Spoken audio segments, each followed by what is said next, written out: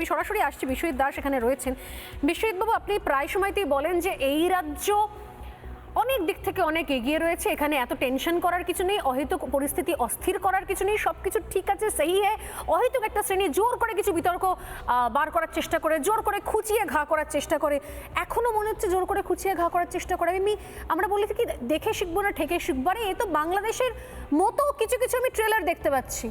পুরো পিকচার দেখলে আমি জানি না যে আমরা কোন জায়গায় থাকবো, আদৌ পশ্চিমবঙ্গে থেকে পুরো পিকচার দেখবো কিনা। পশ্চিমবঙ্গ ছেড়ে হয়তো ঝাড়খণ্ড, বিহার, মধ্যপ্রদেশ অন্য কোথাও বাড়ি ভাড়া করে ফ্ল্যাট নিয়ে থেকে হয়তো পশ্চিমবঙ্গের ছবি দূর থেকে দেখতে হতে পারে। এটা কি অবস্থা? আরএসএস এর প্রোগ্রামে পারমিশন দেওয়া হবে না, এর আগে থেকে বহুবার শোনা হয়েছে। এখানে মানুষদা রয়েছেন, হয়তো তিনি দূরে বসে তিনি শুনতে পাচ্ছেন, তিনি হাসছেন। দিনের পর দিন এখানে শো করা হয়েছে, তৃণমূল কংগ্রেসের নেতারা বলেছেন যে কোন কোন সময়তে অঞ্জলি পুষ্পাঞ্জলি দেওয়া যাবে না। এই বছরের ঘটনা, কালী মূর্তিকে প্রেসিডেন্ট মানে তোলা হয়েছে এই বছরের ঘটনা।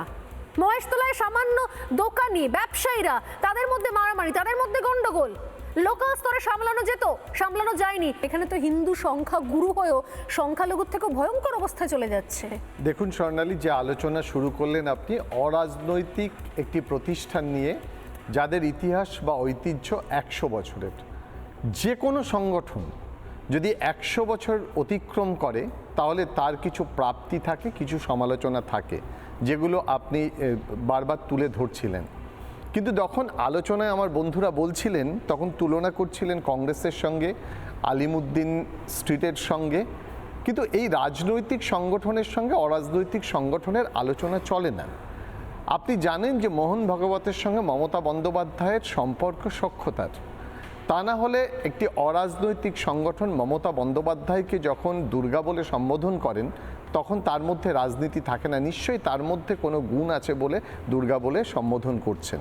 আজকে আরএসএসের যে অনুষ্ঠান হলো, সেখানে যে পরিমাণ মানুষ এসছেন তাদের বিশ্বাস নিয়ে, তাদের ধর্ম নিয়ে, আদর্শ নিয়ে, তখন তাদেরকে সুষ্ঠুভাবে পরিচালনা করা এটা তো উচিত। এবং সেক্ষেত্রে পুলিশ সময় নিয়েছে, প্রশাসন সময় নিয়েছে। যদি এটাকে বন্ধ করে দেওয়া হতো, কোর্টও যদি পারমিশন না দেওয়া হতো, সময় নেয়নি, বিষয়টা একটু ভুল হয়ে যাচ্ছে। পুলিশ এনওসি দেয়নি, আর দ্বিতীয়ত স্টেডিয়ামের মেসি প্রোগ্রামের সময় এই প্রোগ্রামকে মিলিয়ে দেওয়ার চেষ্টা সম্পূর্ণ অবান্তর, কারণ এখানে তার লোক সংখ্যা আরও তার থেকে কম ছিল। আর এর আগেও, মেসির ঘটনা ঘটার আগেও আপনি চলে যান না শুভেন্দু অধিকারীর কোনো সভাতে, আপনি চলে যান বিভিন্ন জায়গাতে অনুষ্ঠান হওয়াতে, গীতাপাঠ থেকে শুরু করে বিভিন্ন ঘটনা। এমনকি আমি বলছি, একটা সামান্য গলিতে যেদিনকে রাম মন্দির উদ্বোধন হচ্ছে, ঠিক সেই দিনকে রাম পুজো, শ্রীরামচন্দ্রের পুজো কালীঘাট চত্বরে, সেই পারমিশন পর্যন্ত আমাদের রাজ্যের পুলিশ দেয় না, দেয় না। আপনি যতই চেষ্টা করুন, একটা জিনিস মাথায় রাখতে হবে যে আমাদের এখানে আইন শৃঙ্খলা ঠিক থাকবে, এমন আইন শৃঙ্খলা কি করে বিগড়তে পারে? আমি এই যুক্তি মানতে পারছি না। সায়েন্স সিটি অডিটোরিয়ামের ভেতরে প্রোগ্রাম হচ্ছে, বিশ্বজিৎ বাবু, প্রশাসন ভুল করছে, সেখানে তো আদালত তাদেরকে সঠিক সিদ্ধান্ত দিচ্ছে। আদালতে যেতে হবে কেন? অসাধারণ, আদালতে যেতে হবে কেন? মানে যদি মনে করি যে অডিটোরিয়াম বুক করে কেউ পুজো করবে। প্রথমেই বললাম যে ভারতবর্ষের সংবিধান অনুযায়ী সবাইকে দেওয়া উচিত, গুড গভর্নেন্সের এটা একটা বৈশিষ্ট্য। যদি কোনো ক্ষেত্রে যে লক্ষণগুলো, আমি এখন সঠিকভাবে আপনাদের বলতে পারবো না যে পুলিশ প্রশাসন কোন কোন যুক্তিতে সেই পারমিশনটা আটকেছে, আমরা যদি সেই জায়গাগুলো হ্যাঁ বলেনি নাও বলে, তাহলে আটকে দিয়েছে,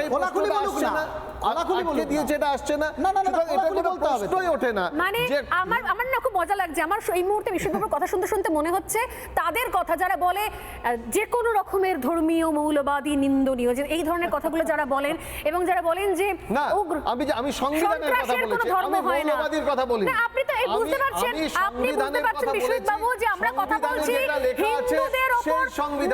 না, সংবিধানে এরকম লেখালেই যে হিন্দুদের অনুষ্ঠান হলে সেখানে গিয়ে ঝাঁপিয়ে পড়ো, মানে তো আমি হিন্দু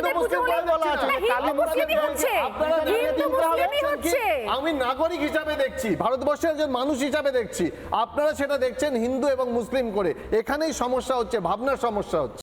নানা ধরনের কন্টেন্ট দেখার জন্য লাইক করুন, শেয়ার করুন আমাদের ফেসবুক পেজ, সাবস্ক্রাইব করুন আমাদের ইউটিউব চ্যানেল। পাশাপাশি অন্যান্য ব্রেকিং নিউজের জন্য অবশ্যই চোখ রাখুন রিপাবলিক বাংলায়।